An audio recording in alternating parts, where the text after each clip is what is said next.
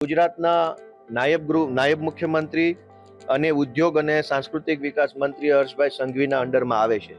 આજે હું એમની ઓફિસે ગયો અને મેં ત્રણેય પ્રશ્નો જે એમના વિભાગના છે એની રજૂઆત કરી. હું ધારાસભ્ય બન્યા પછી પહેલી વખત આજે એમની ઓફિસમાં કોઈ કામ લઈને કોઈ રજૂઆત લઈને ગયો છું. એ ત્રણેય કામ એમના વિભાગમાં આવે છે. વિસાવદરની લાઇબ્રેરી, ભેસાણની જીઆઈડીસી અને જુનાગઢ જિલ્લાની એગ્રો ઇન્ડસ્ટ્રી. મેં ત્યાં રજૂઆત કરી તો માનનીય મંત્રીશ્રીનો મને ફોન આવ્યો મારા નંબર પર અને એમણે કીધું કે જે કાંઈ રજૂઆત લઈને આવ્યા છો એને અમે ધ્યાને લેશું. એક સારી બાબત છે. રાજનીતિ તો ઠીક છે, ચાલતી રહેવાની છે.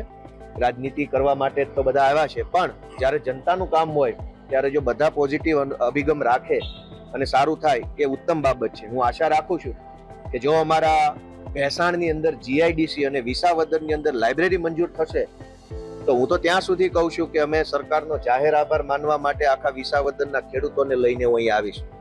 જો અમારા વિસ્તારના ખેડૂતો, વિદ્યાર્થીઓનું સારું કામ સરકાર કરશે તો અમે આભાર માનવામાં સંકોચ નહીં રાખીએ. આજે મેં રજૂઆત કરી છે. મને આશા છે કે આવનારા બજેટમાં અમારા વિસાવદર ભેસાણની જે બે મુખ્ય માંગણીઓ છે એ પૂરી કરશે સરકાર.